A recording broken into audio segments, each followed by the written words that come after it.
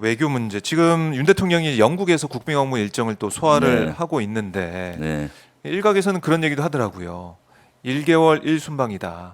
네, 그러니까 뭐 2월 빼놓고는 다 순방을 지금 나가고 있는데 예산도 그러다 보니까 많이 들어가고 해서 뭐 증액한 예산이 이제 나와 있지 않습니까? 네. 거기에 대해서도 비판이 좀 많았어요. 그럼요. 그러니까 순방을 하게 되면 국민들이 좀 눈으로 확인할 수 있는 성과가 있어야 되는데 물론 대통령실은 뭐 몇십조 성과가 있다라고 하고 있지만 그래도 MOU 거의 대부분이잖아요. 네, 어떻게 될지 그렇죠. 모르는. 네, 국내 경제 상황은 어려운데 대통령이 순방을 하면서 예산을 쓰고 있고 국민들이 볼 때는 성과가 있는 외교가 됐으면 좋겠다라고 바라고 있을 것인데 네. 중국과의 관계는 우리가 봤듯이 67초로 끝나고 이러다 보니까 아니 성과 있는 외교는 볼 수 없다 이런 비판도 있는 것 같아요. 네, 그렇죠. 정말 지금 국익에 도움이 되는 성과가 있어야 되는데. 윤석열 대통령이 정치를 수사로만 하는 줄 알았는데 이제 해외 출장, 해외 순방도 너무 좋아하는 것 같아요. 그래요. 물론 그걸 김건희 여사가 좋아하는지 윤 대통령이 좋아하는지 모르겠지만은 너무 지금 사실은 해외 순방도 네. 예산 범위 내에서 해야 되잖아요. 우리가 그렇죠. 모든 운영을 1년 예산이 있으면 그 범위 내에서 하거든요. 모든 부처가 그렇죠. 국회도 국회도 해외 그렇고. 출장 예. 예산이 있어요. 그럼 그 범위 내에서 몇 개국을 아. 하고 몇 명이 가고 연중 예산에 계획대로 맞춰서. 하지. 예. 그렇죠. 모든 부처가. 근데 윤석열 대통령은 원래 예산보다 2배나 넘게 이렇게 쓰면서 예. 해외 순방을 즐긴다라고 보여지죠. 사실은. 국민들이 볼 때는 그렇게 예, 예, 또 판단하시는 그럼요. 것 같아요. 네, 예, 예. 그러니까 성과가 있느냐? 뭐 이번에 이제 프랑스, 영국 갔다 프랑스 넘어가 가지고 네. 엑스포에 대한 다시 한번 뭐 네. 호소를 한다고 하는데 11월 말에 이제 발표가 되는 엑스포 결과도 한번 주목을 좀 해보도록 하겠습니다. 그리고 또 각 네. 국가를 갔을 때 제가 운영위에서 지적했지만은 예산을 너무 펑펑 쓰는 것 같아요. 문재인 정부 때는 1개국 평균 소요 비용이 1개국 갔을 때 한 15억 15억. 썼는데 윤석열 정부 들어와서는 25억이에요. 10억을 더 쓰는 겁니다.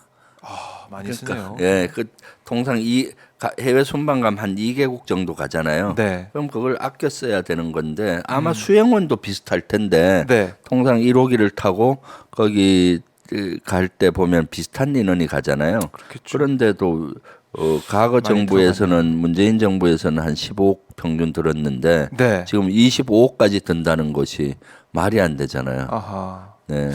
그리고 이번에 보면은 미국 갔다가 다시 국내로 돌아왔다가 영국, 프랑스 일정, 네. 다시 또 국내로 돌아왔다가 네. 다음 달 네덜란드 일정. 네. 우리가 일상적으로 봤을 때는 뭐 유럽 몇 개국 순방 네. 뭐 이렇게 해가지고 묶어서 많이 가던데 그렇죠. 이번엔 좀 특이하다. 우리가 네. 못 보던 광경도 좀 볼 수 있다 이렇게 생각이 들더라고요. 지금 우리 경제가 어렵고 네. 민생이 어렵지 않습니까? 그래서 윤석열 정부에서도 건전 재정, 허리띠를 졸라매고 해야 된다. 우리 국가 빚이 많으면 안 된다 해서 사실 지금은 건전 재정 할 때가 아니거든요. 회사들이 참 죽을 맛입니다. 돈을 못 빌리고 이 돈이 안 돌고 하는 이럴 때 좀 해야 되는데 네. 국민들에게는 허리띠건 졸라매고 하라고 하면서 본인은 해외 순방 가면서 펑펑 쓰잖아요. 리더는 지도자는 늘 솔선수범해야 되는 겁니다. 조선 시대나 고려 시대 우리 임금들 왕들도 보면은 흉년이 지고 하면은 반찬 수도 왕들이 먹는 반찬 수도 맞아요. 줄이고 네. 하잖아요. 같이 고통을 분담하면서 했을 때 그것이 국민들로부터 신뢰를 받는 건데 지금 경제가 어렵고 그래서 허리띠 졸라매고 해야 된다 네. 이렇게 강조하고 민생 예산도 줄여버리고 R&D 예산도 줄이고 막 줄이면서 진작 대통령이 쓰는 해외 순방 비용은 원래 예산보다 2배 이상 이렇게 펑펑 쓰고 하는 것이 저는 적합하지 않다고 봐요. 예산 아무리 대통령도 예산 범위 내에서 쓰려고 노력하고 또 정 필요하면 조금 더 할 수는 있는데 이렇게 2배 이상 하는 것은 예. 적절하지가 않죠. 네. 그러니까 이 지도자의 중요성 계속 강조하고 계시잖아요. 네, 예. 손자병법 얘기도 네, 계속 예. 해 오시고 출판기념회도 하시고 하셨는데 예. 지도자가 어떤 모습 네. 또 어떤 마음가짐 어떤 말 이걸 하냐에 네. 따라서 네. 뭐 이 밑에 있는 함께 하고 있는 국민들 입장에서는 영향을 많이 받을 수밖에 없을 것 같아요. 당연하죠.